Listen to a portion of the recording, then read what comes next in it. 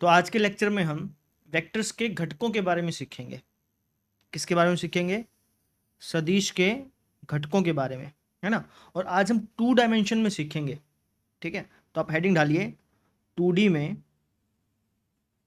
में सदिश के घटक।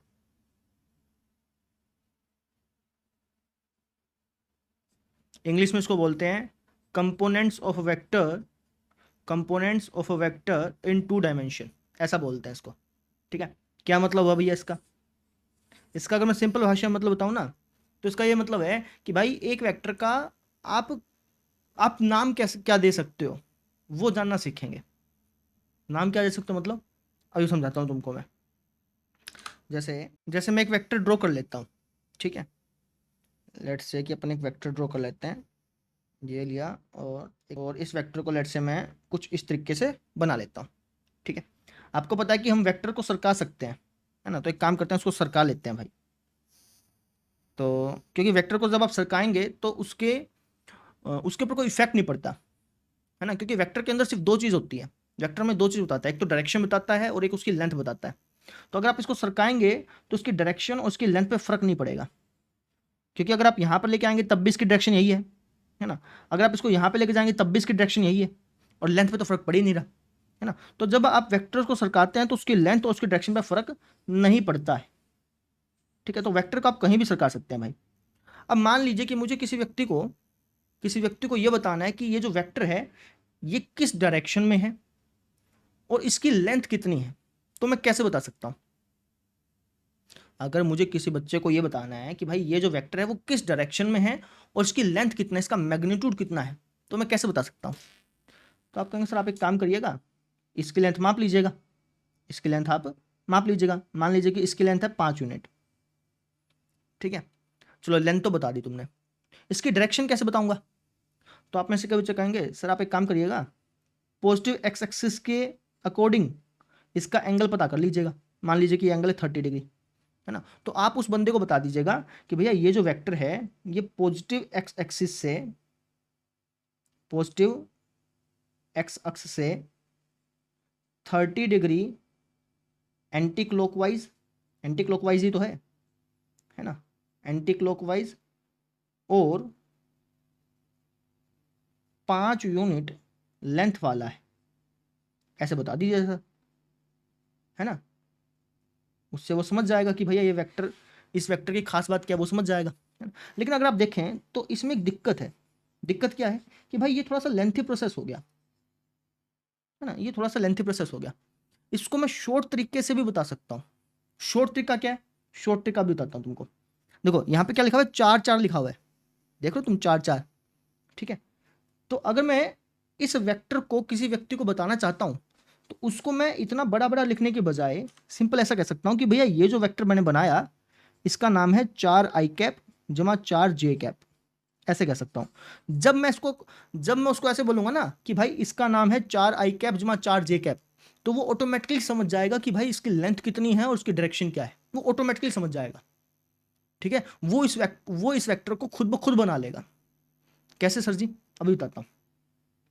ये जो 4i कैप और 4j कैप है ना, इसका मतलब समझो तुम।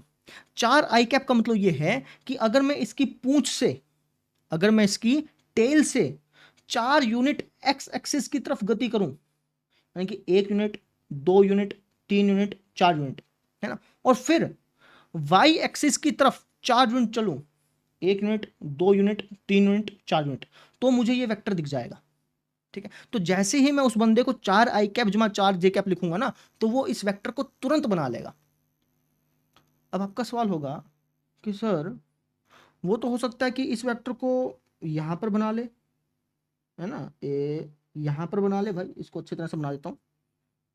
वो तो हो सकता है सर, इस वेक्टर को जो आप इंफॉर्मेशन दोगे तो उसके अकॉर्डिंग तो हो सकता है कि वो इस वेक्टर को कुछ इस तरीके से बना ले। तो ये वेक्टर और ये वेक्टर सेम कैसे हुआ सर जी? अरे सेम ही तो है, क्योंकि वेक्टर को तुम सरका सकते हो भैया, बताई थी ना ये बात। तुम वेक्टर को यहाँ पे बनाओ चाहे यहाँ पे बनाओ, सेम ही तो हुआ।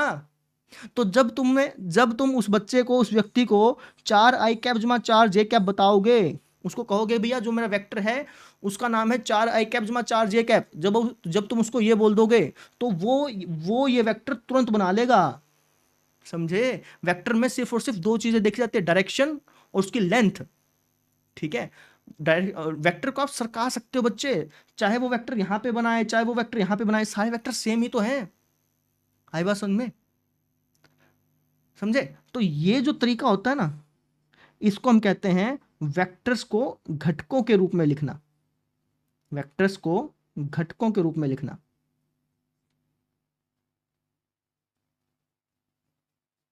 समझे मेरी बात? आया कुछ दिमाग में? समझो, वापस समझो। अब जैसे मान लो कि मैंने तुमसे कह दिया कि भाई एक वेक्टर है जिसका नाम है 3i cap minus 2j cap. क्या तुम इस वेक्टर को ड्रॉ कर सकते हो? बताना जरा। आप कहेंगे सर बिल्कुल। कैसे ड्रॉ करोगे? आप कहेंगे सर 3i कैप का मतलब ये है कि भैया जो वेक्टर है उसकी पूंछ से मुझे 3 यूनिट एक्स एक्सिस की तरफ जाना है। ठीक है सर, यानी कि 1 2 3। ठीक है, फिर -2j कैप है। -2j कैप का मतलब क्या हो गया? -2j कैप का मतलब हो गया कि भैया मुझे 2 यूनिट वाई एक्सिस की तरफ, 2 यूनिट नीचे की तरफ आना है। -2j कैप है ना, तो नीचे की तरफ आना आपको। ठीक है, तो कुछ इस तरीके से हो गया। समझे? 3 यूनिट तो हम गए किसकी तरफ? 1 यूनिट, 3 यूनिट, 3 यूनिट किसकी तरफ गए? एक्स एक्स की तरफ। और 2 यूनिट हम नेगेटिव वाई एक्स की तरफ आए, इस तरीके से। अब इसकी पूंछ से इसके सिर को मिला दो, है ना? ये जो हमारा वेक्टर बना, इस वेक्टर का नाम है 3i cap minus 2j cap. इस वेक्टर का क्या नाम है? 3i cap minus 2j cap. तो इसलिए हम सदिशों के घटकों को पढ़ रहे हैं। सदिशों के घटकों का मतलब बेसिकली ये है कि वेक्टर का प्रॉपरली नाम कैसे दिया जाए, है ना भाई? वेक्टर का ऐसा नाम जिससे कि मैं किसी बंदे को उस नाम को बताऊं ना, किसी बंदे को उस नाम के बारे में बताऊं, तो उस बंदे को उस वेक्टर के बारे में सारी इंफॉर्मेशन मिल जाए, सारी रिक्वायर्ड इंफॉर्मेशन मिल जाए। जैसे मैं किसी बंदे को बोलता हूँ कि 4i कैप जमा 4j कैप, तो वो ऑटोमेटिकली समझ जाता है कि ये जो वेक्टर है वो इस तरीके का है ना? इस वेक्टर की लेंथ कितनी होगी, इस वेक्टर की लेंथ भी वो तुरंत समझ जाता है। कैसे सर जी? भाई 4 यूनिट यहाँ पे चला, फिर 4 यूनिट यहाँ पे चला, तो पाइथागोरस लगाना तुम। ये हो जाएगा सर 16 जमा 16 और इसका रूट, यानी कि √32। तो उसको दोनों चीज़ें पता चल गई, इसकी डायरेक्शन मालूम चल गई, जैसे मैंने उसको ये बताया, तो उसको वेक्टर की डायरेक्शन मालूम चल गई और उस वेक्टर की लेंथ मालूम चल गई। समझे? ये 5 तो मैंने तुक्का बिठा के लगाया था ना, असल में तो ये है। आई बात समझे? तो इसलिए हम वेक्टर्स के घटक पढ़ रहे हैं बेटा। आई होप सबको समझ में आ गया होगा। ठीक है, बस आप एक बात का ध्यान रखें कि पॉजिटिव एक्स एक्सिस की तरफ जो हम यूनिट वेक्टर्स लेते हैं ना, जैसे पॉजिटिव एक्स एक्सिस की तरफ हम 4 यूनिट चले, तो ये जो यूनिट वेक्टर होते हैं, 4 यूनिट चले थे, तो इनको हम i कैप से डिनोट करते हैं। और पॉजिटिव वाई एक्सिस की तरफ जो हम यूनिट वेक्टर लेते हैं उनको हम j कैप से डिनोट करते हैं। इस चीज़ का आप ध्यान रखें। ठीक है, अब इसी तरीके से अगर नेगेटिव एक्स एक्सिस की तरफ चलेंगे तो -i कैप से रिप्रेजेंट होगा, और अगर आप नेगेटिव वाई एक्सिस की तरफ चलेंगे तो वो -j कैप के रूप में रिप्रेजेंट होगा। समझ में आई मेरी बात? क्लियर है? तो इसका मतलब ये हुआ कि हम किसी भी वेक्टर को i कैप और j कैप के रूप में लिख सकते हैं, 2 डायमेंशन की अगर मैं बात करूं तो, है ना? जैसे मान लीजिए कि कोई वेक्टर है जिसको मैंने ए वेक्टर नाम दिया था। ठीक है, तो उस ए वेक्टर को भी मैं i कैप और j कैप के रूप में लिख सकता हूं। ठीक है ना? किसी भी वेक्टर को आप i कैप और j कैप के रूप में लिख सकते हैं। ठीक है, अब अगर मान लीजिए कि मुझे किसी वेक्टर की लेंथ निकालनी है, मुझे ये फॉर्म दे रखी है और मुझे उस वेक्टर की लेंथ निकालनी है, तो मैं कैसे निकालूंगा? बताइए। अभी मैंने बताया था आपको, करके भी दिखाया था। आपने सर पाइथागोरस थ्योरम लगाई थी सर जी, और उससे क्या हुआ था कि भैया हमने इसका स्क्वायर किया था, एक्स का स्क्वायर किया था, फिर हमने इस वाई का स्क्वायर किया था और इसका रूट कर दिया था, है ना? तो अगर आपको कभी भी इस रूप में वेक्टर दे रखा है और आपसे उस वेक्टर की लेंथ पूछ ली जाए, तो आप क्या करेंगे? i कैप के कोफिशिएंट का स्क्वायर करेंगे, j कैप के कोफिशिएंट का स्क्वायर करेंगे और स्क्वायर करके रूट कर देंगे, तो उससे आपको उस वेक्टर की लेंथ मालूम चल जाएगी। ये 2 बातें हमने यहाँ पे सीखी। आई बात समझ में? लेट्स से कि मेरे पास 2 वेक्टर है, एक वेक्टर है ए वेक्टर, है ना? उसको मैं i कैप और j कैप के रूप में लिख देता हूँ कुछ इस तरीके से, a1 i कैप जमा में b1 j कैप। एक मेरे पास दूसरा वेक्टर है जिसका नाम है बी वेक्टर, उसको भी मैं i कैप और j कैप के रूप में लिख देता हूँ। ठीक है, a2 i कैप प्लस में B2J कैप, इस तरीके से मैं लिख दिया। अब मैं इन दोनों वेक्टर्स को ऐड करना चाहता हूँ। तो अभी तक तो हमने क्या पढ़ा था कि यार दो वेक्टर को ऐड करना है तो ज्योमेट्रिकली हमने कैसे ऐड करना होता है वो हमने सीखा था, है ना भाई। ट्रायंगल लो लगा लो या फिर समांतर चतुर्भुज नियम लगा लो, ठीक है ना। ज्योमेट्रिकली आप कैसे वेक्टर्स को ऐड कर सकते हैं वो अपन सीख लिया। अब अगर आपको अलजेब्रिकली वेक्टर्स को ऐड करना है तो वो कैसे करेंगे वो अपन देखने वाले हैं, ठीक है। तो आपको ए वेक्टर प्लस बी वेक्टर करना है ना, और अलजेब्रिक वे में करना है। ज्योमेट्रिकली तो आप जानते ही हैं, अलजेब्रिक कैसे करेंगे वो देखिए। तो अगर आपको आई कैप और जे कैप के रूप में दो वेक्टर्स दे रखे हैं और उनको आपको ऐड करना है तो बिल्कुल आसान तरीका है। आप क्या करेंगे, आई कैप वाले कोफिशिएंट्स को ऐड कर लेंगे इस तरीके से और इसके साथ आई कैप चिपका देंगे। इसी तरीके से जे कैप वाले कोफिशिएंट्स को ऐड कर लेंगे कुछ इस तरीके से और इसके साथ जे कैप चिपका देंगे। तो इस तरीके से आप दो वेक्टर्स को ऐड कर सकते हैं अगर वो वेक्टर्स आपको आई कैप और जे कैप के रूप में दिए गए हों तो। समझे? क्लियर? ठीक है सर। अब दो वेक्टर्स को घटाना है तो वो कैसे करेंगे, बिल्कुल सेम तरीका। ये हो जाएगा A1 माइनस A2 आई कैप प्लस में B1 माइनस B2 जे कैप। समझ में आई मेरी बात? क्लियर? ठीक है सर। अब मान लीजिए कि मुझे लेट्स से कि इस ए वेक्टर को किसी एक अदिश राशि से गुणा करनी है, लेट्स से कि 3 से गुणा करनी है ना, या फिर m से गुणा करनी है लेट्स से, ठीक है। m क्या है, कोई एक अदिश राशि है, कोई एक संख्या है। तो मैं कैसे करूंगा भैया, अगर कुछ मुझे कोई वेक्टर आई कैप और जे कैप के रूप में दे रखा है और उसकी मुझे किसी संख्या से गुणा करनी है तो हम कैसे करेंगे, तो आप इन दोनों से गुणा कर दीजिए, आई कैप के कोफिशिएंट से भी गुणा कर दीजिए और जे कैप के कोफिशिएंट से भी गुणा कर दीजिए, दोनों से गुणा हो जाएगी। तो ये कुछ इस तरीके से दिखेगा, MA1 आई कैप प्लस में MB1 जे कैप, ठीक है। अब अगर आपको कह रखा है कि भाई ए वेक्टर बराबर है बी वेक्टर के, तो इसका ये मतलब निकलता है कि भाई A1 जो है ये बराबर होगा A2 के और B1 जो है ये बराबर होगा B2 के। समझे? अगर आपको कह दे कि यार ए वेक्टर और बी वेक्टर बराबर है तो ये तभी बराबर हो सकते हैं जब आई कैप का कोफिशिएंट्स बराबर हो और जे कैप के कोफिशिएंट्स बराबर हो, तभी बराबर हो सकते हैं।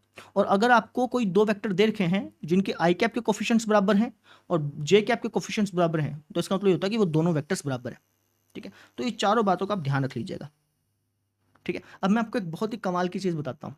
अभी आपको जो मैं ट्रायंगल लो और समांतर चतुर्भुज नियम पढ़ाए थे ना, उनको मैं अभी आपको एक उसके बारे में एक बहुत ही मज़ेदार चीज़ बताता हूँ। चलिए, तो कमाल की बात मैं आपको बताता हूँ भाई।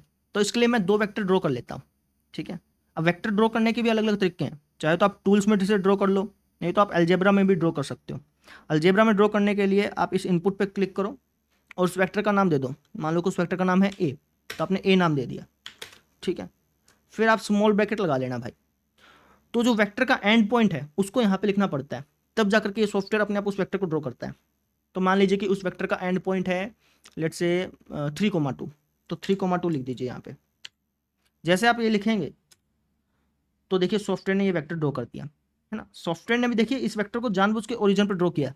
सॉफ्टवेयर चाहता था इस वेक्टर को कहीं भी ड्रॉ कर सकता था, लेकिन इसने ओरिजिन पे इसलिए ड्रॉ किया क्योंकि ओरिजिन पे काम करना आसान होता है इसलिए, ठीक है। तो जैसे ही हमने 3 आई कैप प्लस 2 जे कैप लिखा तो सॉफ्टवेयर ने वेक्टर ड्रॉ कर दिया, ठीक है। चाहे वेक्टर को आप इस तरीके से लिखो, चाहे आप इसको ऐसे करके लिखो 3 आई कैप प्लस 2 जे कैप, ये दोनों सेम चीज़ है भाई, है ना।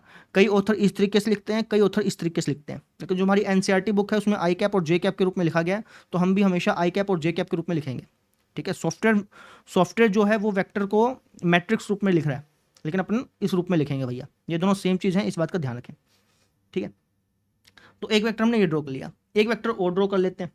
चलिए, तो इस वेक्टर का नाम लेता हूँ, लेट्स से मैं बी नाम देता हूँ, और इस वेक्टर का जो एंड पॉइंट है वो मान लेते हैं अपन लेट्स से -2,6, -2,6 ये हमने मान लिया, ठीक है। तो ये दूसरा वेक्टर ड्रॉ हो गया। इस वेक्टर का नाम क्या है भैया, अगर मैं आई कैप और जे कैप के रूप में लिखना चाहूँ तो आप कहेंगे सर इसका नाम है -2 आई कैप प्लस में 6 जे कैप, ठीक है। -2 आई कैप प्लस 6 जे कैप हमें क्या बता रहा है कि अगर आप इसकी पूंछ से एक्स एक्सिस पे -2 यूनिट चलोगे, कितने 2 यूनिट चलोगे, -2 यूनिट, यानी कि 1 2, और वाई एक्सिस पे 6 यूनिट चलोगे, 1 2 3 4 5 6, तब ये वेक्टर बन के आएगा। ठीक है ना। वो ये हमें क्या बताता है, ये हमें ये बताता है कि यार उस वेक्टर की डायरेक्शन क्या है और उस वेक्टर की लेंथ क्या है। जैसे हम ये लिखते हैं ना, तो बेसिकली हमें ये चीज़ बताते हैं कि यार उस वेक्टर की डायरेक्शन क्या है, उस वेक्टर की लेंथ क्या है, दोनों चीज़ हमें बता देता है। ठीक है, तो मैंने ये दो वेक्टर ड्रॉ कर लिए। अब मुझे इन दोनों वेक्टर्स को ऐड करना है। अब एक तरीका तो ये है कि भैया मैं आई कैप के कोफिशिएंट्स को ऐड कर लूँ। क्या हो जाएगा, 3 में से 2 गया, 1 आई कैप, प्लस में जे कैप के कोफिशिएंट्स को ऐड कर लूँ, क्या हो जाएगा, 8 जे कैप। ठीक है, तो इन दोनों वेक्टर्स का जो एडिशन है वो हो गया हमारा आई कैप, एक आई कैप को आई कैप ले सकते हो, कोई दिक्कत नहीं है, प्लस में 8 जे कैप, ये हो गया। ठीक है, अब मैं इन दोनों वेक्टर्स का एडिशन ज्योमेट्रिक वे से निकालता हूँ। जो हमने ज्यामितीय तरीका पढ़ा था ना भाई, त्रिभुज नियम पढ़ा था और समांतर चतुर्भुज नियम पढ़ा था, तो उनमें से किसी भी एक नियम का यूज करते हुए इनका एडिशन निकालते हैं। जब मैं इनका एडिशन त्रिभुज नियम से निकालूंगा ना बेटा, वो भी यही आएगा, देख लीजिएगा आप। निकालूं, देखिए त्रिभुज नियम से निकालने के लिए मुझे क्या करना पड़ेगा, त्रिभुज नियम से निकालने के लिए मुझे इन दोनों वेक्टर्स में से किसी एक वेक्टर को लेना पड़ेगा और उसको उठा करके इसके सर पर रख देना पड़ेगा। लेट से कि मैं इस बी वेक्टर को उठा लेता हूँ भाई, है ना। इसको उठाने के लिए इसके यहाँ पे क्लिक करेगा नीचे, तब ये उठेगा, उठा लिया और इसको आपने इसके सर पे रख दिया। ठीक है, ठीक है सर। अब यहाँ से इस पॉइंट पर मुझे वेक्टर ड्रॉ करना पड़ेगा, और जब मैं यहाँ इस पॉइंट से इस पॉइंट पर वेक्टर ड्रॉ करूँगा ना, पक्की बात है वो उस वेक्टर का जो नाम है वो यही आएगा। 100% पक्की बात बोल रहा हूँ कि जब मैं इस पॉइंट से इस पॉइंट पर वेक्टर ड्रॉ करूँगा ना, उस वेक्टर का नाम यही आएगा 100%। आपको ड्रॉ करके भी दिखा देता हूँ। तो इस पॉइंट से इस पॉइंट पर मैंने वेक्टर ड्रॉ कर दिया। अब इसका जो नाम है ना, पक्की बात है 1,8 पाएगा मैट्रिक्स रूप में। अगर मैं देखूँ तो देखें, ये देखिए, कहा था ना, समझे। तो जो आपने ज्योमेट्रिक वे से एडिशन सीखा था और जो आपने अलजेब्रिक वे से एडिशन सीखा है, तो वो दोनों सेम चीज़ है भैया, समझ रहे हो, आई बात समझ में। तो इस तरीके से हम मैट्रिक्स को ऐड करते हैं। ज्योमेट्रिक वे से भी ऐड कर लो, चाहे तुम आई कैप के कोफिशिएंट्स और जे कैप के कोफिशिएंट्स को ऐड कर लो, दोनों में आपको सेम ही चीज़ें मिलती हैं। ये दोनों कनेक्टेड हैं एक दूसरे से। समझ में आई मेरी बात, क्लियर हुआ। ठीक है, तो ये चीज़ थी भाई। चलिए, अब मैं आपको इससे संबंधित कुछ प्रश्न करवाता हूं, उससे आपको ये कंसेप्ट और अच्छी तरह से समझ में आ जाएगा।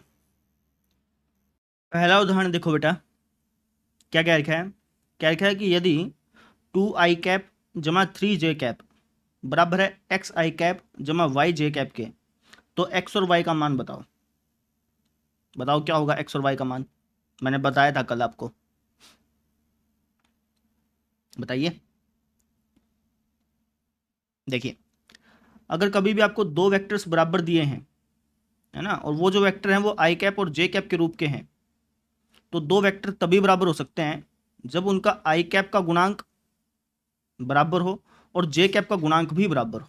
जैसे ये दो वेक्टर बराबर दे रखे हैं ना, तो ये तभी बराबर हो पाएंगे जब इसका आई कैप का गुणांक इसके आई कैप के गुणांक के बराबर हो, यानी कि 2 बराबर हो जाएगा x के।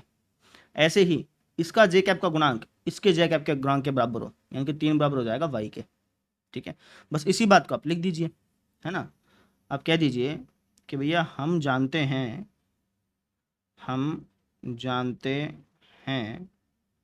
कि यदि 2 आई कैप जमा 3 जे कैप बराबर है x आई कैप जमा y जे कैप के, तो ये तभी संभव है जब x की वैल्यू क्या होगी, 2 होगी, और y की वैल्यू क्या होगी, 3 होगी। समझे, बस ऐसे लिख देना। कितना आसान सा प्रश्न था, समझ में आई। अब हम देखते हैं दूसरा उदाहरण।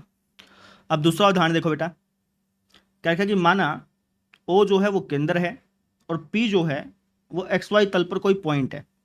आपको OP वेक्टर को आई कैप और जे कैप के रूप में लिखना है। ठीक है, यह आकृति बनाने की जरूरत नहीं है, समझाने के लिए बना रहा हूँ। ये हमारा XY अक्ष है भाई, तो O तो इसका केंद्र है और P एक पॉइंट है जिसके कोऑर्डिनेट्स हैं -4,3, यानी कि 1 2 3 4 और 1 2 3, यहाँ कहीं पॉइंट है P, इसके कोऑर्डिनेट क्या है -4,3। हमसे बोला गया कि जो OP वेक्टर है, ये जो OP वेक्टर है इसको आई कैप और जे कैप के रूप में लिखो। इसका हमें नाम लिखना है आई कैप और जे कैप के रूप में। अब मैंने आपको कल के लेक्चर में बताया था कि अगर आपको किसी भी वेक्टर को आई कैप और जे कैप के रूप में लिखना है तो आपको उसकी टेल से स्टार्ट करना पड़ेगा। ये इसकी टेल है, आपको देखना पड़ेगा कि टेल से हेड पर जाने के लिए मुझे एक्स एक्सिस पर कितना चलना पड़ रहा है और वाई एक्सिस पर कितना चलना पड़ रहा है। तो अगर आप ध्यान से देखें तो टेल से हेड पर जाने के लिए मुझे एक्स एक्सिस पर 4 यूनिट चलना पड़ा, है ना। और 4 यूनिट कौन सी एक्स एक्सिस पर चलना पड़ा? नेगेटिव एक्स एक्सिस पर। नेगेटिव एक्स एक्सिस पर मुझे 4 यूनिट चलना पड़ा। और मैंने आपको बताया था कि नेगेटिव एक्स एक्सिस पर जो यूनिट वेक्टर्स होते हैं उसको डिनोट करते हैं माइनस आई कैप से। किससे डिनोट करते हैं? माइनस आई कैप से। तो कितने आई कैप हो गए? 1 2 3 4, चार जो है वो हमारे माइनस आई कैप हो गए। ठीक है, तो ये हमारा हो गया माइनस का 4 आई कैप। ठीक है, और वाई एक्सिस पर कितना चलना पड़ा? आप कहेंगे सर पॉजिटिव वाई एक्सिस पर हमें 3 यूनिट चलना पड़ा। ठीक है, और पॉजिटिव वाई एक्सिस पर बनने वाले यूनिट वेक्टर्स को बोलते हैं हम जे कैप। क्या बोलते हैं? जे कैप। कितने जे कैप चलना पड़ा? आप कहेंगे सर तीन जे कैप चलना पड़ा। ठीक है, तो ये हो गया हमारा जी 3 जे कैप। ठीक है, तो ये जो वेक्टर है इसका नाम क्या हो जाएगा? इसका नाम हो जाएगा -4 आई कैप जमा में 3 जे कैप। समझ में आ गई? ठीक है, चाहे तो तुम ट्राइंगल लो लगा करके इसको समझ लो कि भाई ये ट्राइंगल लो लगा करके इसका नाम हो गया -4 आई कैप जमा 3 जे कैप, क्योंकि ट्राइंगल लो के हिसाब से ऐसे होता है भाई, पहले आप यहाँ गए फिर आप यहाँ गए तो अल्टीमेटली आप यहाँ से यहाँ पहुँचे हैं ना। ठीक है, तो ये जो वेक्टर वो क्या है? इन दोनों का एडिशन है, तो -4 आई कैप जमा 3 जे कैप, इसलिए इसका नाम -4 आई कैप जमा 3 जे कैप पड़ा। ऐसे समझ लो चाहे तो तुम, नहीं तो तुम डायरेक्टली भी समझ सकते थे भाई इसका फाइनल पॉइंट अगर -4,3 है तो इस वेक्टर का नाम क्या हो जाएगा? -4 आई कैप जमा 3 जे कैप, ऐसे भी समझ सकते थे। ठीक है, मैंने थोड़ा सा डीपली जाकर इसको समझा दिया कि इसका मतलब क्या है, समझ में आया? ठीक है, तो इस वेक्टर का नाम क्या हो गया? -4 आई कैप जमा 3 जे कैप। ये काम तो खत्म भाई। फिर क्या बोला? भैया आप इस ओपी वेक्टर की लेंथ भी बताओ, इस ओपी वेक्टर की लेंथ भी बताओ। अब इस ओपी वेक्टर की लेंथ कैसे बताओगे? सोचिए और बताइए इसकी लेंथ क्या होगी? इसकी लेंथ क्या होगी? आप कहें सर पाइथागोरस लगा लेंगे, लगाओ फिर पाइथागोरस। ठीक है, तो ये हो जाएगा हमारा -4 का स्क्वायर प्लस में 3 का स्क्वायर, ये हो गया हमारा 16 जमा 9, यानी कि √25। √25 क्या होता है बेटा? 5 होता है, यानी इसकी लेंथ कितनी हो जाएगी? 5 हो जाएगी। समझ में आई? अब यह आकृति आपको बनानी नहीं है, आप डायरेक्टली करिएगा, मैं तो समझाने के लिए आपको बना दिया। ठीक है, आप डायरेक्टली करना। डायरेक्टली कैसे? आप कहना कि भैया जो ओपी वेक्टर है उसका नाम हो जाएगा -4 आई कैप जमा 3 जे कैप। डायरेक्टली लिख देना यहाँ से देख करके। ठीक है, अब ओपी वेक्टर की जो लेंथ है वो क्या हो जाएगी? वो हो जाएगी √ आई कैप का जो गुणांक है उसका स्क्वायर जमा में जे कैप का जो गुणांक है उसका स्क्वायर, यानी कि हो जाएगा हमारा √16 जमा 9, यानी कि √25, जो कि आया हमारा 5। समझे? इस तरीके से करना था। आई होप सबको समझ में आ गया होगा। अब हम देखते हैं अगला उदाहरण। अब ये वाला उदाहरण देखो भाई, क्या क्या रखा है? क्या लिखा है कि ए वेक्टर जो है वो है हमारा आई कैप जमा 2 जे कैप, बी वेक्टर है हमारा 2 आई कैप जमा जे कैप। हमें बताना है कि क्या ए वेक्टर की लेंथ बी वेक्टर की लेंथ के बराबर है या नहीं है। आसानी से बता दोगे। ए वेक्टर की लेंथ क्या हो जाएगी? सर आई कैप के गुणांक का स्क्वायर कर दो। करो, आई कैप का गुणांक क्या है? 1, उसका स्क्वायर प्लस में जे कैप के गुणांक का स्क्वायर कर दो और रूट कर दो इसका, तो ये हो जाएगा हमारा 4 और 1 5, √5 हो गया। अब बी वेक्टर की लेंथ निकाल लो भाई, ये हो जाएगा √ आई कैप के गुणांक का स्क्वायर कर दो यानी कि 4, जे कैप के गुणांक का स्क्वायर कर दो यानी कि 1, ये भी हो जाएगा √5। तो ए वेक्टर की लेंथ और बी वेक्टर की लेंथ बराबर है, लिख दीजिए। हाँ, ए वेक्टर की लेंथ बराबर है बी वेक्टर की लेंथ के, ये बात तो खत्म। फिर हमें बताना है कि क्या ए वेक्टर और बी वेक्टर भी बराबर हैं। अब आप मुझे बताइए कि क्या ए वेक्टर और बी वेक्टर बराबर हैं या नहीं है। आप कहेंगे सर दो वेक्टर तभी बराबर होते हैं जब उनके आई कैप का गुणांक और जे कैप के गुणांक बराबर हों। अब इसमें तो आई कैप का गुणांक है 1 और इसमें आई कैप का गुणांक है 2, तो बराबर कैसे हो जाएंगे भाई, है ना। तो इसी बात को आप लिख दीजिए, कह दीजिए पर ए वेक्टर बराबर नहीं है बी वेक्टर के। क्यों नहीं है? क्योंकि इनके संगत गुणांक बराबर नहीं है, इनके संगत गुणांक बराबर नहीं है, ऐसे लिख दो बस। ठीक है ना, संगत गुणांक का मतलब कि भाई इसमें आई कैप का जो गुणांक है और इसका जो आई कैप का गुणांक है बराबर नहीं है, इसका यही मतलब है। ऐसे इसमें जो जे कैप का गुणांक है और उसका जो जे कैप का गुणांक है वो भी बराबर नहीं है। समझ में आ गई? बस ये रीजन लिख देना, हो गया क्लियर। अब हम देखते हैं अगला उदाहरण। अब ये वाला क्वेश्चन देखिए भाई, क्या लिखा है कि ये एक पॉइंट है, इसका जो पोजीशन वेक्टर है, इस पॉइंट का जो पोजीशन वेक्टर है उसकी लेंथ है 13, तो अपने को n की वैल्यू बतानी है। ठीक है, अब इस पॉइंट का जो पोजीशन वेक्टर होगा वो क्या होगा बताइए। ये जो पॉइंट है इसका जो पोजीशन वेक्टर होगा वो क्या होगा, आप कहेंगे सर वो होगा 12 आई कैप जमा में एन जे कैप। अगर मैं आई कैप और जे कैप लिखना चाहूँ तो उसको अपन ऐसा लिखेंगे, इस पॉइंट के पोजीशन वेक्टर को ऐसा लिख देंगे। अब क्वेश्चन में क्या लिखा है कि इसकी जो लेंथ है, ये जो हमारा वेक्टर बना इसकी जो लेंथ है वो है 13, ये बात हमें दे रखी है।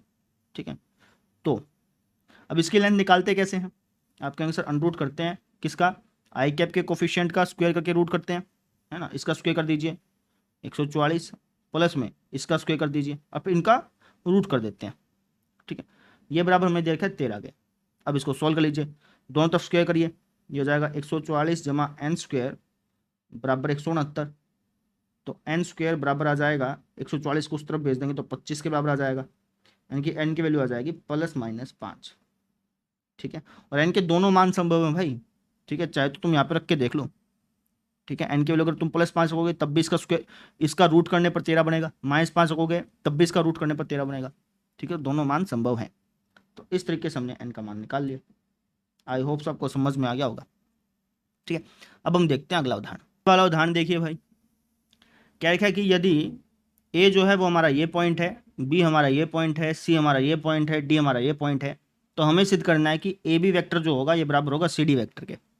ठीक है, अब हम ये कैसे सिद्ध करेंगे वो देखिएगा। तो हमें ए बी वेक्टर को सी डी वेक्टर के बराबर दिखाना है ना। एक काम करता हूँ, मैं ए बी वेक्टर निकाल लेता हूँ।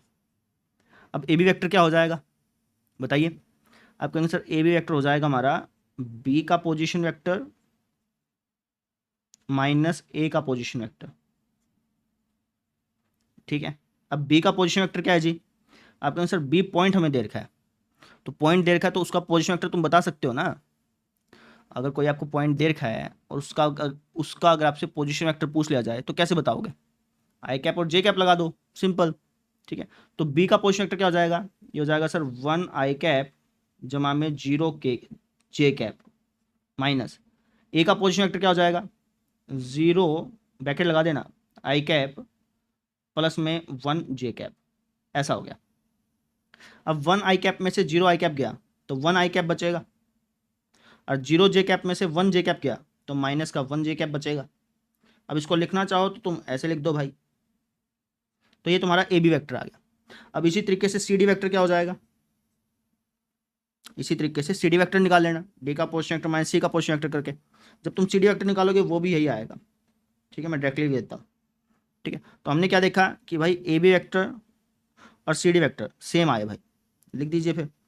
अतः ए बी वेक्टर बराबर है सी डी वेक्टर के, और हमें यही प्रूफ करना था, हैंस प्रूव्ड। समझे। तो हमने यहाँ पे एक बात सीखी कि भाई अगर हमें कोई पॉइंट दे रखा है और उसका पोजीशन वेक्टर पूछ लिया जाए तो हम क्या करेंगे, आई कैप और जे कैप लगा देंगे। ठीक है, इस तरीके से करना होता है। क्लियर। अब हम देखते हैं अगला उदाहरण। अब ये वाला क्वेश्चन देखो भाई, क्या लिखा है कि उस बिंदु के शीर्ष का पोजीशन वेक्टर बताओ, उस बिंदु के हेड का पोजीशन वेक्टर बताओ जो ए बी वेक्टर के बराबर है। ठीक है भाई, जहां ए ये है और बी ये है। समझो क्वेश्चन को।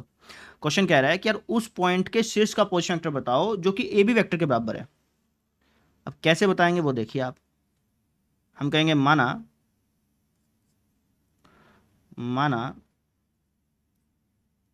जिस पॉइंट के शीर्ष का पोजीशन वेक्टर पूछ रहा है ना उसको अपन कुछ मान लेते हैं। हम कहें माना बिंदु के शीर्ष का पोजीशन वेक्टर हम क्या मान लेंगे। अब आप इसको चाहें तो ए वेक्टर मान लीजिए, नहीं तो आई कैप और जे कैप के रूप में मान लीजिए, आपकी इच्छा है। मैं आई कैप और जे कैप के रूप में मान लेता हूँ क्योंकि फिर बराबर रखूंगा ना तो वैल्यू निकालने में आसानी होगी इसलिए। ठीक है, तो मैं मान लेता हूँ कि वो जो पॉइंट है उसके शीर्ष का पोजीशन वेक्टर है एक्स आई कैप जमा में वाई जे कैप, ऐसे मैंने मान लिया। आप कुछ भी मान सकते थे, A1 आई कैप जमा B1 जे कैप, ऐसे भी मान सकते थे, आपकी इच्छा थी, मैंने ऐसे मान लिया। ठीक है, अब हमसे क्या बोल रहा है कि भाई ये जो पोजीशन वेक्टर है ना, ये जो पोजीशन वेक्टर है ये ए बी वेक्टर के बराबर है। ए बी वेक्टर क्या है हमारा, ए बी वेक्टर हो जाएगा सर जी हमारा बी का पोजीशन वेक्टर माइनस ए का पोजीशन वेक्टर। बी का पोजीशन वेक्टर क्या है? बी का पोजीशन वेक्टर सर जी यहाँ पे फटाफट से लिख देता हूँ, 5 आई कैप जमा में 0 जे कैप माइनस ए का पोजीशन वेक्टर क्या है? ये जी हमारा 3 आई कैप जमा में 1 जे कैप, जो कि हो जाएगा हमारा 2 आई कैप माइनस का जे कैप, ऐसा हो जाएगा। कहने का मतलब ये है कि कहने का मतलब ये है कि बिंदु के शीर्ष का पोजीशन वेक्टर तो ये है और जो ए बी वेक्टर है वो हमारा ये है। अब क्वेश्चन में क्या लिखा कि ये दोनों बराबर हैं, ये दोनों क्या हैं? बराबर हैं। लिख दीजिए फिर। तो हमें दिया कि एक्स आई कैप जमा वाई जे कैप बराबर है 2 आई कैप माइनस जे कैप के। ठीक है, अब दो वेक्टर अगर बराबर हैं तो उनके आई कैप के कोफिशिएंट्स बराबर होंगे, जे कैप के कोफिशिएंट्स बराबर होंगे। तो इसका मतलब ये हो गया कि एक्स की वैल्यू हो जाएगी 2 और वाई की वैल्यू हो जाएगी -1। ठीक है, तो इसका मतलब हो गया कि जो पॉइंट है, जो क्वेश्चन में पूछ के है ना कि उस पॉइंट के शीर्ष का पोजीशन वेक्टर बताओ जो इसके बराबर है, तो बिंदु के शीर्ष का पोजीशन वेक्टर क्या हो जाएगा? वैल्यू पुट कर दो, बस यहाँ पे वैल्यू पुट कर दो। तो ये हो जाएगा सर जी हमारा 2 आई कैप माइनस का जे कैप। हो गया, बस आ गया अपना आंसर। कितना आसान सा था। वापस समझ लो भाई, हमसे कहा था कि यार उस पॉइंट के शीर्ष का पोजीशन वेक्टर बताओ जो इसके बराबर है, तो हमने उसको मान लिया। ठीक है, अब ये जो है वो इसके बराबर दे रखा है क्वेश्चन में। ठीक है, तो हमने इसको इसके बराबर लिख दिया, बस वहाँ से एक्स और वाई की वैल्यू आ गई, उसको यहाँ पे पुट कर दिया, तो हमें बिंदु के शीर्ष का पोजीशन वेक्टर मिल गया, लिख दिया बस। समझे कितना आसान सा था। अब हम देखते हैं अगला प्रश्न। अब ये वाला प्रश्न देखो भाई, क्या लिखा कि यदि ए वेक्टर एक पोजीशन वेक्टर है जिसका शीर्ष है 1, -3, ठीक है, तो बी बिंदु के निर्देशांक बताओ जहां पर ए बी वेक्टर होगा, ए बी वेक्टर जो है वो ए वेक्टर के बराबर है और जहां पर ए जो है वो -1, 5 है ना। अब क्वेश्चन देखने में थोड़ा सा खिचड़ी टाइप में लगता है, लेकिन बहुत ही आसान सा है। कैसे करेंगे वो देखिए। तो जो चीज़ आपको दे रखी है ना उसकी मदद लिया करो। हमें दे रखा है कि ए बी वेक्टर बराबर है ए वेक्टर के, ये अपने को गिवन है ना, हम इसकी मदद लेंगे। हम कहेंगे कि भाई हमें दे रखा है कि ए बी वेक्टर बराबर है ए वेक्टर के, ऐसा हमें दे रखा है। अब ए बी वेक्टर क्या हो जाएगा? बी का पोजीशन वेक्टर माइनस ए का पोजीशन वेक्टर। अब बी का पोजीशन वेक्टर तुम्हें पता है क्या? आप कहोगे सर नहीं, तो तुम उसको मान लो, नहीं पता तो तुम उसको मान लो ना। तो बी का पोजीशन वेक्टर हम मान लेते हैं एक्स आई कैप जमा वाई जे कैप। ठीक है, तो ये हो जाएगा एक्स आई कैप जमा वाई जे कैप माइनस ए का पोजीशन वेक्टर पता है तुमको? सर ए पॉइंट हमें पता है, ए पॉइंट पता है तो ए का पोजीशन वेक्टर भी तुम निकाल सकते हो आराम से। ए का पोजीशन वेक्टर क्या हो जाएगा? -1 आई कैप प्लस में 5 जे कैप बराबर ए वेक्टर पता है तुमको? आप कहेंगे सर ए वेक्टर का शीर्ष पता है।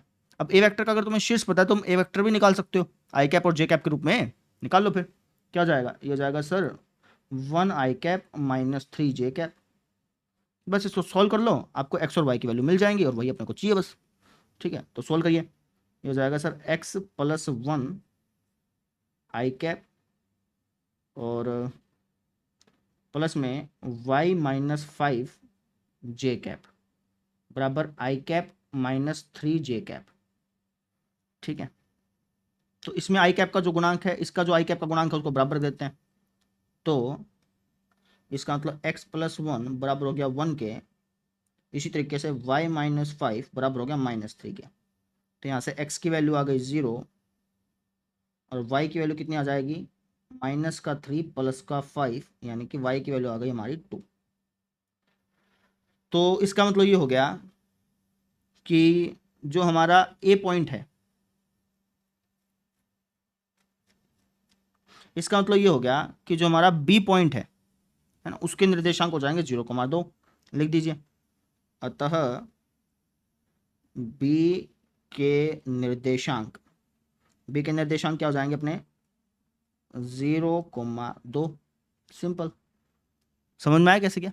अब हम देखते हैं अगला उदाहरण। अब ये वाला प्रश्न देखो भाई,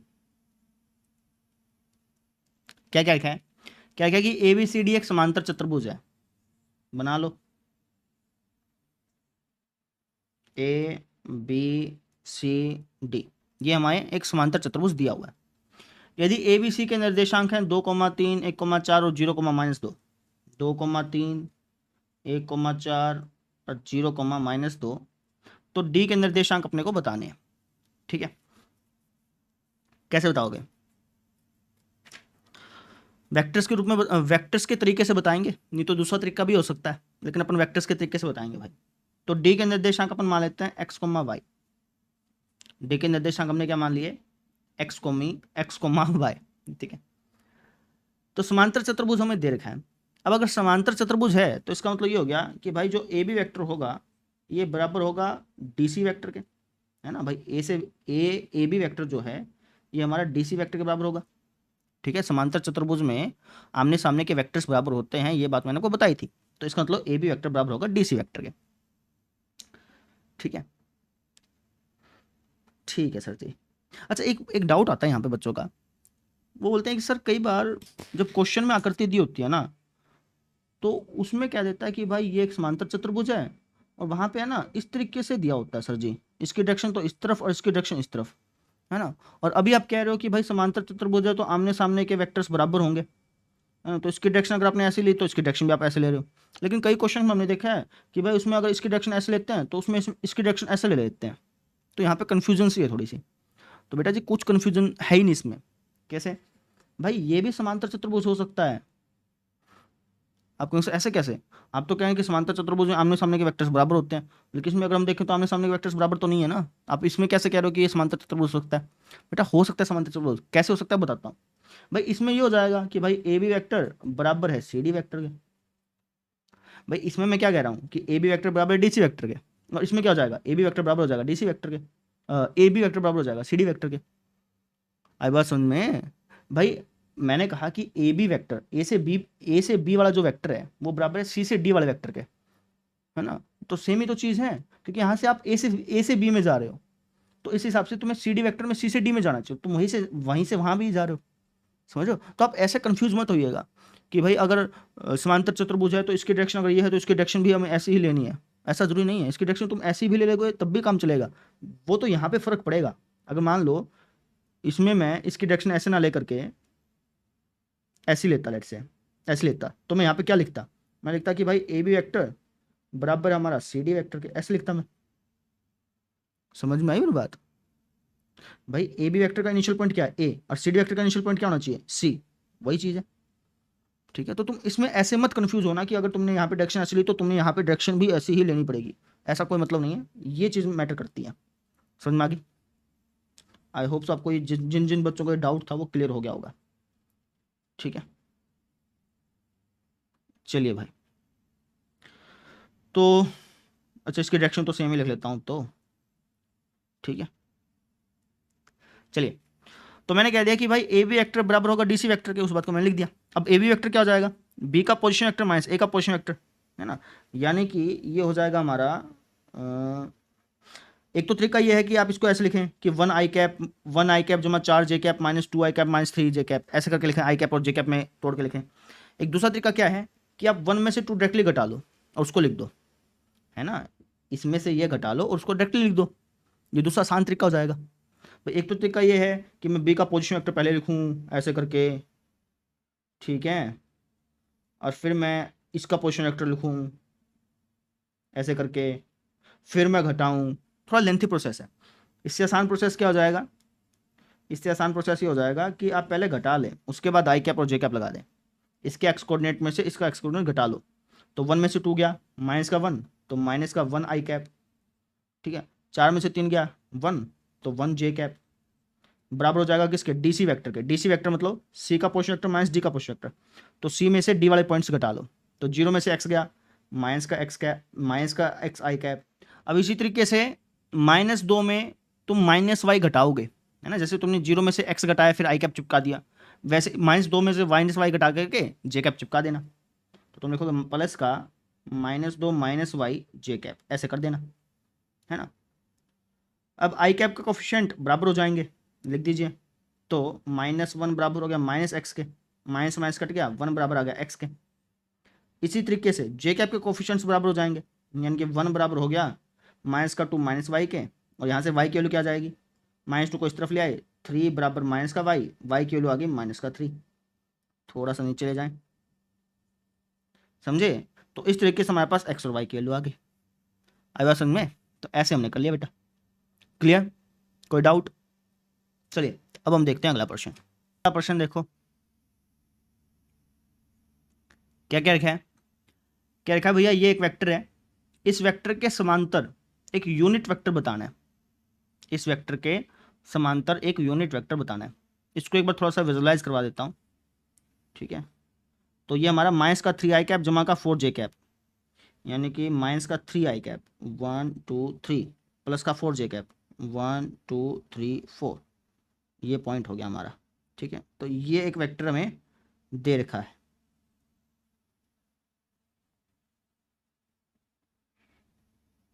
ठीक है, ये हमें वेक्टर दे रखा है। इस वेक्टर के समांतर एक यूनिट वेक्टर है, उसको हमें बताना है ना। इस वेक्टर के समांतर एक यूनिट वेक्टर है, उसको अपने को बताना है। तो इस वेक्टर के समांतर यूनिट वेक्टर कहाँ पे हो सकता है? आप कहेंगे सर वो वेक्टर यहाँ पे भी हो सकता है, यहाँ पे भी हो सकता है, यहाँ पर भी हो सकता है, कहीं भी हो सकता है ना वेक्टर, तो यहाँ पर भी हो सकता है, यहाँ पे भी हो सकता है, यहाँ पे भी हो सकता है, यहाँ पे भी हो सकता है, क्योंकि वेक्टर को तो अपन सरका सकते हैं, ठीक है। यानी कि इस वेक्टर के समांतर हमें एक ऐसा वेक्टर बताना है जिसकी लेंथ 1 है, ठीक है। अब कैसे बताएंगे वो देखिएगा आप। तो उसके लिए हम एक फॉर्मूले का यूज़ करते हैं, वो फॉर्मूला मैं आपको बताने जा रहा हूँ। देखिए, लिख लीजिए, फॉर्मूला ये है कि भाई ए वेक्टर बराबर होता है ए वेक्टर की लेंथ गुणा में यूनिट वेक्टर के। कोई भी वेक्टर उसकी लेंथ गुणा में यूनिट वेक्टर के बराबर होता है, ठीक है। ये आपका फॉर्मूला है, इसको आप याद रख लीजिए भाई, ये बहुत काम आएगा, ठीक है। तो मुझे बताना है यहाँ पे यूनिट वेक्टर, इकाई सदिश का मतलब क्या है, यूनिट वेक्टर ए कैप बताना है मुझको। तो मैं क्या करूँगा, मुझे ए वेक्टर दिया हुआ है, मैं इसकी लेंथ निकाल लूंगा। तो ए वेक्टर की जगह ए वेक्टर लिख दूंगा, इसकी लेंथ की जगह इसकी लेंथ लिख दूंगा, ए कैप की जगह ए कैप लिख दूंगा। सोल्व करने पर ए कैप मुझे मिल जाएगा, यूनिट वेक्टर मुझे मिल जाएगा, है ना। इस तरीके से मैं करूँगा, समझ में आ गई क्या भाई? कहने का मतलब समझो, मैं इस वेक्टर को इसकी लेंथ से डिवाइड कर दूंगा। जब मैं इस वेक्टर को इसकी लेंथ से डिवाइड करूंगा तो ये यूनिट वेक्टर ही तो आएगा। समझ रहे हो मेरी बात को? आई बात समझ में? तो ये चीज़ मैं करने जा रहा हूँ, क्लियर? अभी मैं करके दिखाता हूँ। तो हम कह देंगे, माना इस वेक्टर को मैं ए वेक्टर मान देता हूँ, माना ये है हमारा ए वेक्टर, ठीक है।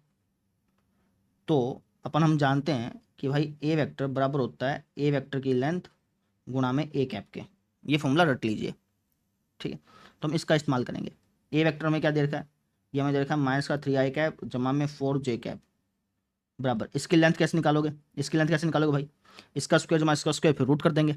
9 जमा 16 यानी कि 25, 25 का रूट 5, तो 5 a कैप ऐसा हो गया।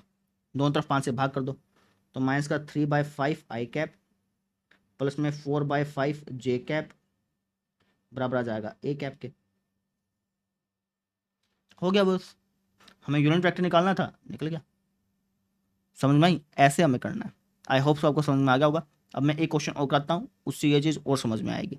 चलिए, अब ये वाला प्रश्न देखो भाई, क्या क्या कि ये एक वेक्टर है, इसके अनुदिश एक ऐसा वेक्टर ढूंढना है जिसका परिमाण 7 इकाई हो, ठीक है। वही सेम क्वेश्चन है जैसे पिछला क्वेश्चन था, ठीक है। कैसे करेंगे वो देखिए आप। तो हम कहेंगे हर हम जानते हैं कि कोई भी वेक्टर जो होता है वो बराबर होता है उसकी लेंथ को हो या मैग्नीट्यूड को हो, ठीक है, या फिर आप अदिश राशि कह लो, सेम ही चीज़ है। तो ए वेक्टर बराबर होता है ए वेक्टर की लेंथ गुणा में ए कैप के। ये बात अपने को मालूम है, तो इसका इस्तेमाल करेंगे। ए वेक्टर हमें क्या देखा है, आई कैप माइनस 2 j कैप बराबर ए वेक्टर की लेंथ क्या हो जाएगी, इसका स्क्वायर जमा इसका स्क्वायर, फिर रूट, यानी कि 1 जमा 4 उसका रूट करेंगे तो √5 ए कैप का ए कैप। दोनों तरफ √5 से भाग कर दो भाई, दोनों तरफ किससे भाग कर दो, √5 से। तो हो जाएगा 1/√5 आई कैप माइनस 2/√5 जे कैप बराबर ए कैप। आ गया हमारा आंसर, कहानी खत्म। समझे? इसको चाहे तो तुम जियोजेब्रा पे बना के देख सकते हो। पहले तो ये वेक्टर बना लेना। जियोजेब्रा पे वेक्टर कैसे ड्रॉ करते हैं बताया था मैंने आपको, मैं बना के भी दिखा देता हूँ। तो जैसे तुम्हारा एक वेक्टर है आई कैप माइनस 2 j कैप, है ना, तुम्हें ये ड्रॉ करना है। तो जियोजेब्रा में तुम कैसे ड्रॉ करोगे वो देख लो। आई कैप माइनस 2 j कैप है ना, तो इस वेक्टर का तुम नाम ले लो, ए नाम रख दिया, बराबर का निशान लगाना, छोटी ब्रैकेट लगाना। आई कैप माइनस 2 j कैप है, यानी कि 1 कोमा -2 लिख दो, 1 कोमा -2। देखो इसने वेक्टर बना दिया, ठीक है, एंटर दबा दो भाई, एक वेक्टर हो गया। दूसरा वेक्टर हमने कौन सा लिया, हमारा आंसर क्या है वो देख लो ना। दूसरा आया हमारा 1/√5 आई कैप -2/√5 जे कैप। इसको बना लो भाई, तो 1/√5, √5 से भाग कर दो सिंपल, तो ये हो जाएगा हमारा, एक इसका नाम ले लो, लेट से बी नाम दे दिया इसको, ठीक है, बराबर छोटी ब्रैकेट 1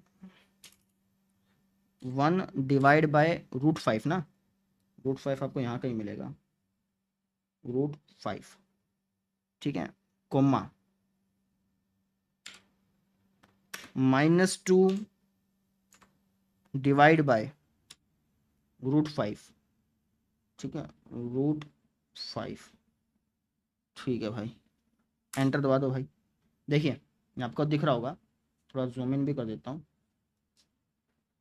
तो ये हमारा पहले वाला वेक्टर है और जो हमने आंसर निकाला वो हमारा ये वाला वेक्टर है, ठीक है। अब ये वेक्टर इसी के अनुदिश ही तो है, अनुदिश का मतलब इसी की दिशा में होना चाहिए, है ना। अब इसकी दिशा में जो ये वेक्टर बना, ये जो हमारा वेक्टर बना दूसरा, इसको चाहते तो यहाँ भी बना सकते थे, यहाँ भी बना सकते थे, यहाँ भी बना सकते थे, यहाँ कहीं भी बना सकते थे, ठीक है।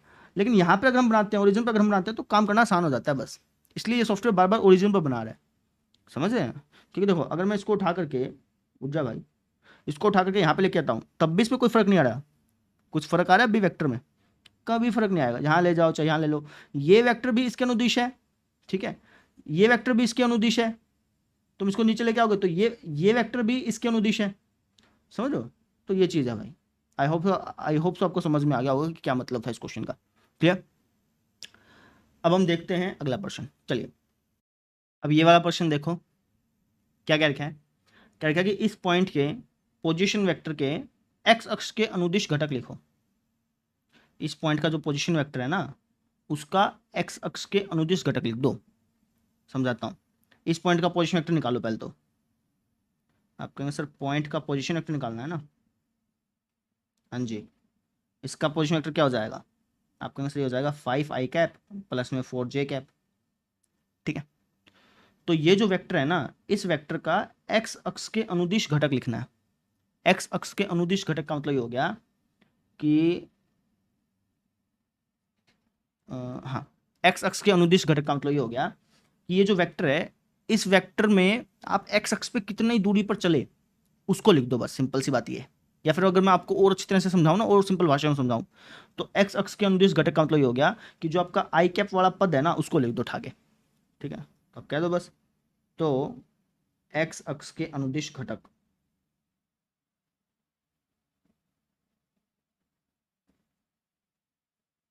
क्या हो जाएगा, ये हो जाएगा सर 5i कैप, सिंपल, ठीक है। जैसे आपने 5i कैप कहा तो सामने वाले को समझ में आ जाएगा कि भैया आप पॉजिटिव एक्स एक्सिस की तरफ 5 यूनिट चले होंगे, ठीक है। अगर मान लो कि आपसे पूछता कि वाई अक्ष के अनुदिश घटक बताओ, तो आप लिख देते 4j कैप, सिंपल, समझ में आ गई मेरी बात। तो ये था सिंपल सा क्वेश्चन, ठीक है। अब हम देखते हैं अगला प्रश्न।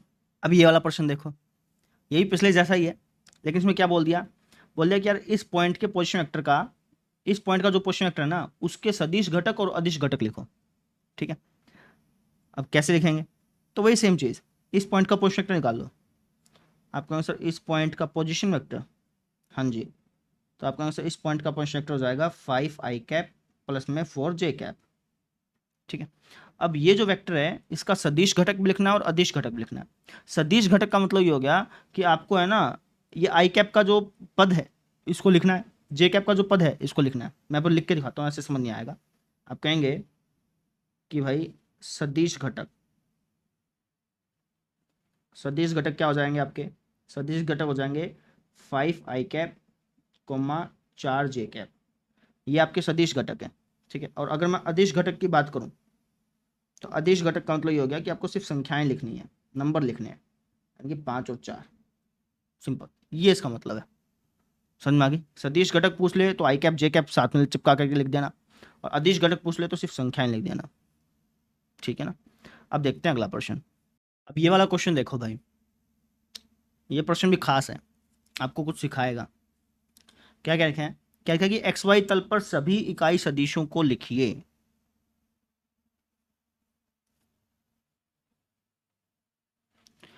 क्या क्या लिखा है, क्या क्या कि एक्स वाई तल पर सभी इकाई सदिशों को लिखिए। अब सभी इकाई सदिशों को लिखिए, इसका क्या मतलब हुआ? इसका मतलब ये हुआ कि जैसे ये हमारा एक्स वाई तल है, ठीक है, तो इसमें मैं तुमसे कहता हूँ कि यार एक इकाई सदिश बनाओ, एक इकाई सदिश बनाओ, तो तुम कैसे बना दोगे?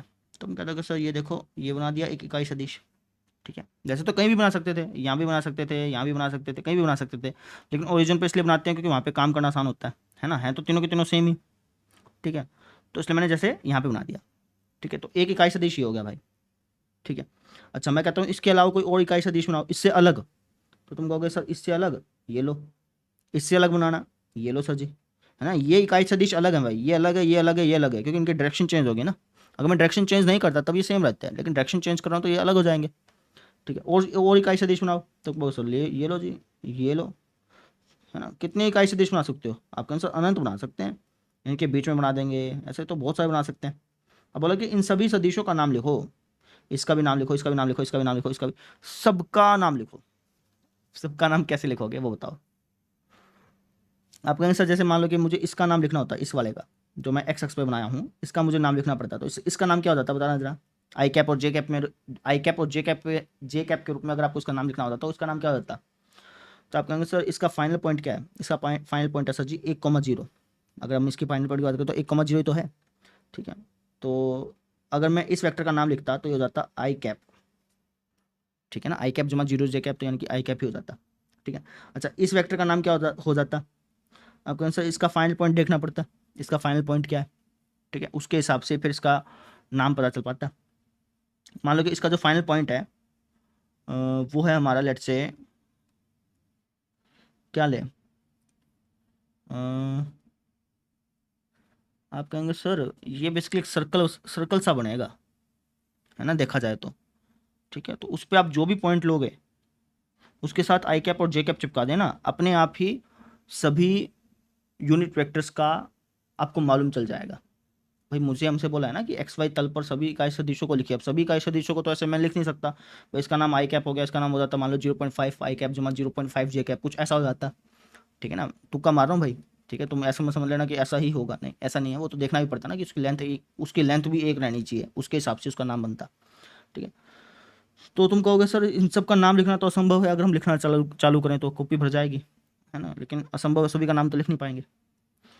तो हम ये कह सकते हैं कि ये सभी के सभी जो यूनिट वेक्टर हैं, इनका जो एंड पॉइंट है, ये सभी के सभी जो इकाई सदिश हैं, इनका जो एंड पॉइंट है वो इस सर्कल पर लाई करता है, अगर मैं देखूँ तो, है ना। तो इस सर्कल के ऊपर जितने भी पॉइंट हैं, अगर मैं उन सब के साथ आई कैप और जे कैप चिपका दूं तो मुझे बेसिकली सभी यूनिट वेक्टर्स का नाम मिल जाएगा, ठीक है। और ये बात हमने क्लास 11th में सीखी थी कि जो यूनिट वेक्टर होता है, ये हमारा क्या यूनिट, ये बात हमने क्लास 11th में सीखी थी कि जो यूनिट सर्कल होता है, ये हमारा यूनिट सर्कल ही तो है, इसकी लेंथ कितनी है, एक ही है, ठीक है। जो हमारा यूनिट सर्कल होता है उसका हर एक पॉइंट क्या होता है बताएंगे? यूनिट सर्कल का हर एक पॉइंट के कोऑर्डिनेट्स क्या होते हैं? आप कहेंगे सर उसके कोऑर्डिनेट्स होते हैं cos theta coma sine theta, ये बात हमने पढ़ी थी क्लास 11th में, अगर आपको याद हो तो, ठीक है। तो इसका मतलब ये हुआ कि अगर मैं कोस थीटा के साथ आई कैप और साइन थीटा के साथ जे कैप चिपका दूं तो मुझे इन सभी यूनिट वेक्टर्स का नाम मालूम चल जाएगा, है कि नहीं? तो बस लिख दो, बस कहानी खत्म। आप क्या कहोगे? आप कहेंगे, आप सिंपली लिख दीजिए, आप कहेंगे हम जानते हैं कि इकाई वृत्त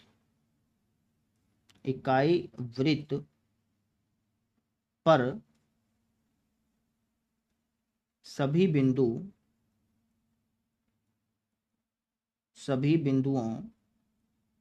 के निर्देशांक किस रूप में होते हैं? Cos theta coma sine theta के रूप के होते हैं, जहाँ पे थीटा कहाँ से कहाँ तक लाई करता है, जहाँ पे थीटा 0 से 2 पाई के बीच में लाई करता है ना, 0 से 2 पाई के बीच में आप थीटा की वैल्यू पुट करते जाओ, आपको सारे पॉइंट मिल जाएंगे उस सर्कल के ऊपर स्थित, है ना। ये भी बात लिखना चाहें तो लिख सकते हैं, है ना, होते हैं जहाँ थीटा जो है वो लाई करता है 0 से 2 पाई के बीच में, ठीक है। इसमें से किसी एक को इंक्लूड करिए, या तो 0 को इंक्लूड करिए या फिर 2 पाई को इंक्लूड करिए, क्योंकि दोनों को इंक्लूड करेंगे तो फिर वो सेम ही चीज़ हो जाएगी ना, ठीक है, तो लेट्स से कि मैं 2 पाई को इंक्लूड कर लेता हूँ, लेट्स से कि मैं 0 को इंक्लूड कर लेता हूँ, 0 को इंक्लूड कर लेता हूँ और 2 पाई को इंक्लूड नहीं करता हूँ। ठीक है, समझ में आ गई? ठीक है सर। तो अगर मुझे कोई पॉइंट दे रखा है, किसी पॉइंट के निर्देशांक दे रखे हैं और मैं उसको आई कैप और जे कैप के रूप में चेंज करना चाहता हूँ, तो मैं कैसे करता था? मैं इसके एक्स के साथ, इसका जो एक्स कोऑर्डिनेट है उसके साथ तो आई कैप चिपका देता था, और जे कोऑर्डिनेट के साथ इसका जो एक्स कोऑर्डिनेट है उसके साथ तो आई कैप चिपका देता था, और जो वाई कोऑर्डिनेट है उसके साथ जे कैप चिपका देता था। ऐसे ही तो हम करते थे, है ना? तो वही सेम चीज़ हम यहाँ पे कर देंगे। तो हम कहेंगे तो एक्स वाई तल पर सभी इकाई सदिश क्या हो जाएंगे? आपने सर एक्स वाई तल पर जितने भी इकाई सदिश हैं उन सब का नाम हो जाएगा कोस थीटा आई कैप जमा में साइन थीटा जे कैप। बस कहानी खत्म। जहाँ थीटा की वैल्यू भी लिख दो, थीटा की वैल्यू है 0 से 2 पाई। समझे? तो ऐसे हमें करना था, क्योंकि वैसे तो अपन सभी इकाई सदिशों का नाम लिख ही नहीं सकते थे, अनंत भैया, तो हमने इस तरीके से लिख दिया। थीटा की वैल्यू रखते जाओ, आपको सभी इकाई सदिशों के नाम मालूम चल जाएंगे। क्लियर? अब हम देखते हैं अगला प्रश्न। पहला प्रश्न देखो भाई, क्या क्या रखा है? क्या रखा है कि एक्स वाई तल में एक्स अक्ष की धनात्मक दिशा के साथ वामावृत दिशा में, वामावृत का मतलब एंटी क्लॉकवाइज, ठीक है, 30 डिग्री का कोण बनाने वाले कोण का मात्रक सदिश लिखिए, यूनिट वेक्टर लिखिए। इकाई सदिश का हो या मात्रक सदिश का हो, सेम चीज होती है, इस चीज को ध्यान रख लें। ठीक है, चलिए करते हैं। तो इसका मतलब समझ लो पहले एक बार।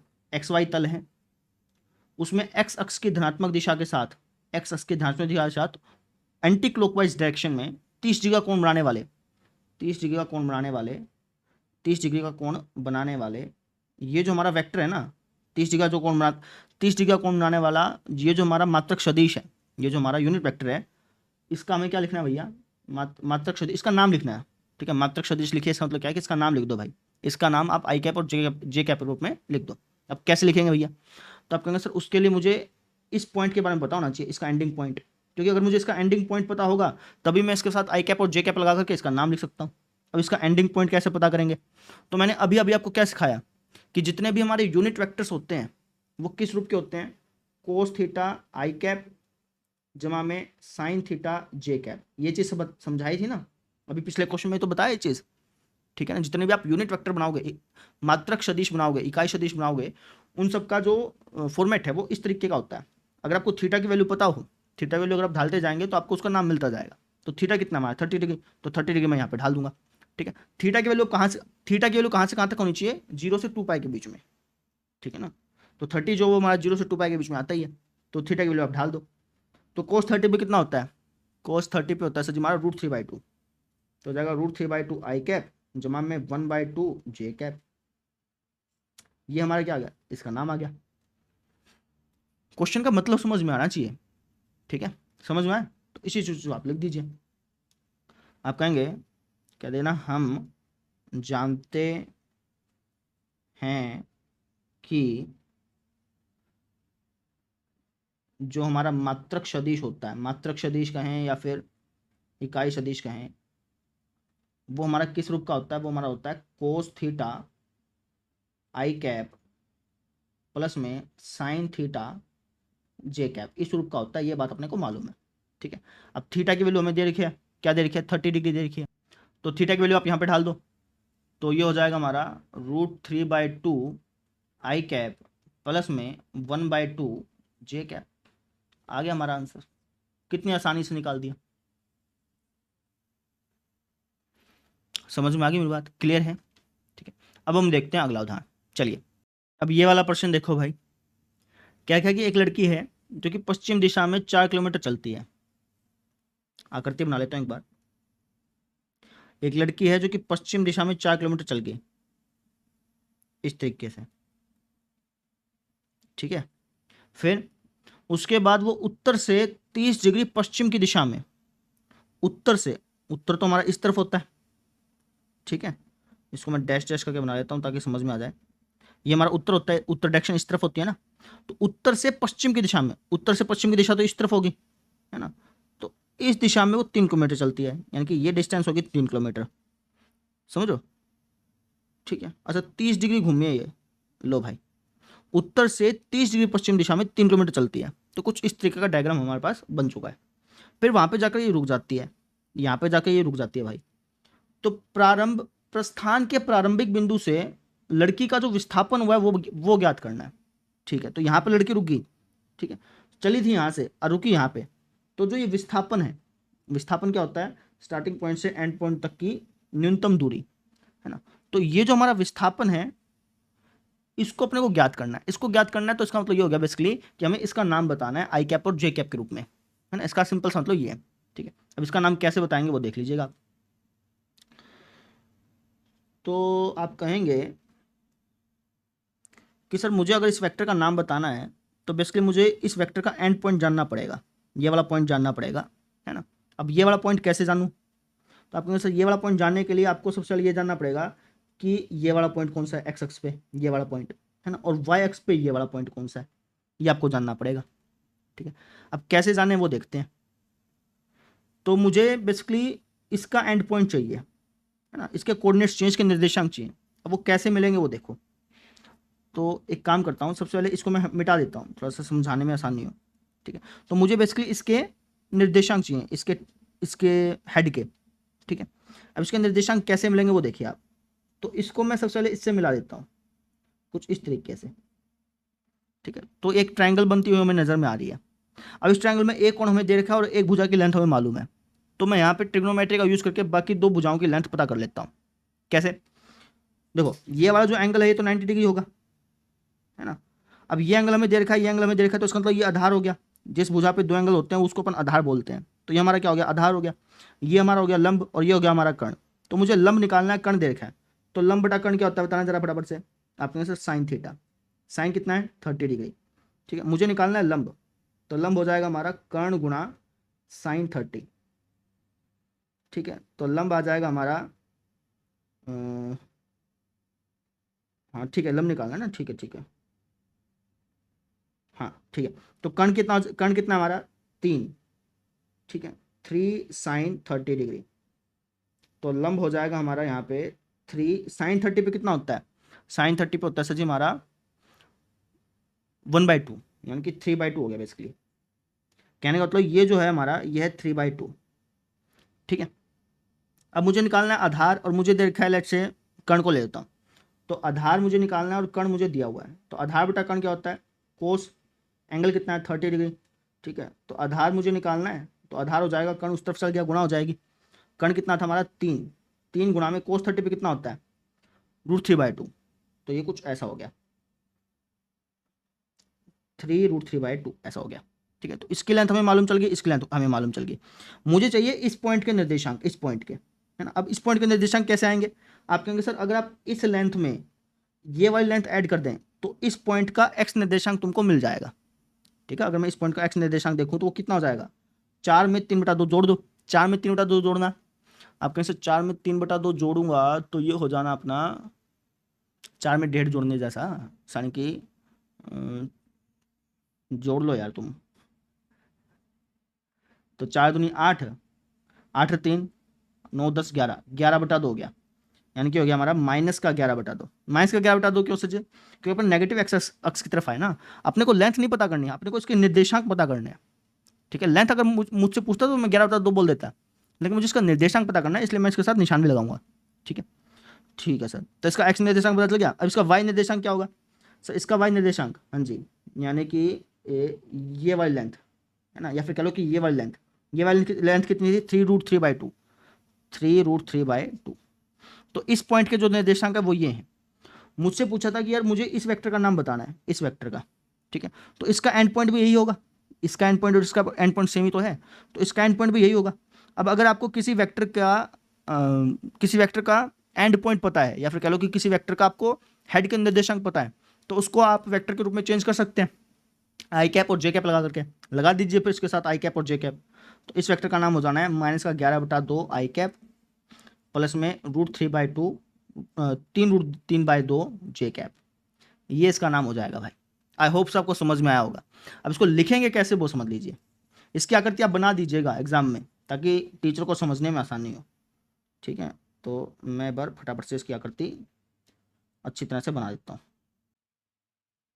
ठीक है, तो मैं क्या कहूँगा, मैं कहूँगा माना ओ केंद्र है, ठीक है, ओ हमारा क्या है, केंद्र है, ऐसा मैंने मान लिया। ठीक है, तो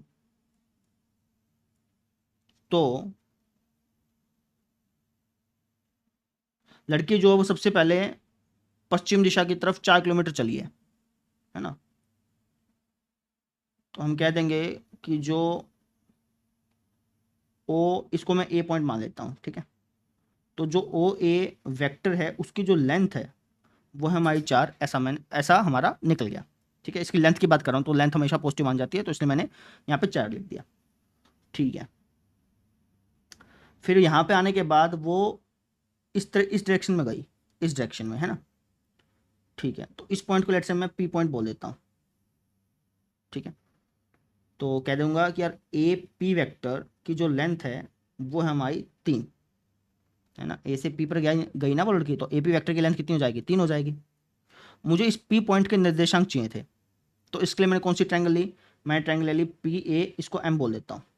ठीक है, तो ट्रायंगल पी ए एम में सबसे पहले मैंने क्या किया, इस एम ए की लेंथ पता करी, एम ए की लेंथ मालूम करी, है ना। एम ए कहो या फिर अगर मैं इसको और अच्छी तरह से कहूँ तो ए एम कह देता हूँ इसको। ठीक है, ए एम की लेंथ मैंने मालूम करी। अब ए एम की कैसे लेंथ मालूम करी, त्रिकोणमिति का यूज़ करते हुए, क्योंकि ए एम हमारा क्या था, ए एम हमारा सर जी आधार था, आधार था, और हमें क्या दिया गया था, कर्ण दिया गया था। ठीक है, तो ये हो गया था हमारा आधार बराबर कर्ण गुणा में कोस 30, है ना। कर्ण हमारा क्या है, कर्ण है जी हमारा ये ए पी, लिख दीजिए ए पी गुणा में कोस 30, तो यहाँ से हमारे पास आ गया था 3√3/2। फिर हमने क्या किया, फिर हमने पी एम की लेंथ मालूम करी, पी एम कहो या एम पी कहो, बात एक ही है। आप चाहें तो पी एम लिख दीजिए, क्योंकि अपन वेक्टर की बात नहीं कर रहे हैं ना, अभी अपन लेंथ की बात कर रहे हैं, तो सिंपली लिख दीजिए, कोई फर्क नहीं पड़ेगा। ठीक है, नहीं तो अगर आप इसको और अच्छी तरह से लिखना चाहें तो आप इसको ऐसे लिख दीजिए कि भाई ए एम वैक्टर की लेंथ एम पी वैक्टर की लेंथ, ऐसे लिख दीजिए चाहे, और ज़्यादा सही रहेगा, है ना। एम पी वैक्टर की लेंथ कैसे निकाली, तो ये होगी थी हमारी एम पी गुणा में एम पी, क्यों, ये हो गया था हमारा ए पी गुणा में साइन 30, जो कि हमारे पास आया था कितना, ये आया था 3/2 बन के आया था। ठीक है, तो हमने इसकी लेंथ निकाली, इसकी लेंथ निकाली, फिर हमें इस पॉइंट के निर्देशांक पता चल गए। कैसे पता चले, तो P के निर्देशांक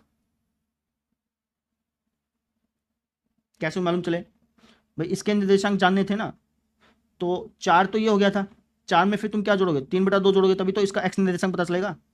तो तुम इसको ऐसे लिख दीजिए 4 जमा 3/2, है ना, और इसके साथ माइनस लगा दीजिएगा, क्योंकि निर्देशांक अपन जान रहे हैं ना। लेंथ अगर जान रहे होते तो फिर तो अपन इसको पॉजिटिव में लिखते हैं, लेकिन क्योंकि हमें इसके निर्देशांक चाहिए तो उसके साथ निशान भी लगाना पड़ेगा। ठीक है, ठीक है सर, कोम्मा, इसका वाई निर्देशांक क्या हो जाएगा, इसका वाई निर्देशांक तो सच यही था 3√3/2, यानी कि हो गया था हमारा -11/2, 3√3/2। तो इस पॉइंट के निर्देशांक ये आ गए, है ना। हमें क्या बताना था, हमें बताना था इस ओपी वेक्टर के बारे में, इसका नाम बताना था बेसिकली। तो ओपी वेक्टर क्या हो जाएगा, ओपी वेक्टर हो जाएगा आई कैप और जे कैप चिपका दो, -11/2 आई कैप प्लस में 3√3/2 जे कैप। तो लड़की का जो विस्थापन है, अगर मैं उसको आई कैप और जे कैप के रूप में लिखूं तो वो ये है, समझे। तो ऐसे अपने ने करना था, क्लियर, समझ में आया। तो ये चीज़ थी भाई। तो इस तरीके से आपका ये टॉपिक हो गया कंप्लीट। अब मैं आपको दे रहा हूँ डीपीपी, उसको आप सॉल्व कर लीजिएगा। Thank you.